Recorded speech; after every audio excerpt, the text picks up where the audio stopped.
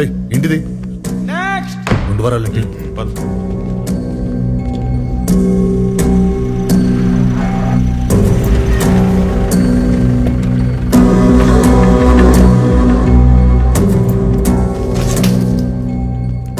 నమస్తే సార్. మీ నాన్నగారు ఫోన్ చేశారు. మీకు స్పెషల్గా ఏమైనా కావాలంటే. స్పెషల్ అంటే ఇబ్బంది పడకుండా మందు సిగరెట్లు చెప్పుంటారు. ఏం అక్కర్లేదు, క్రిస్మస్ దాకా ఉపవాసం ఉంటున్నా. శిక్షలో ఉండగా దీక్షలు ఎందుకుడాని బాబు 2 వారాలు ఏం తినకుండా తాకుండా ఉండాలంటే జరిగింది మర్చిపోకుండా ఉండాలి కదా.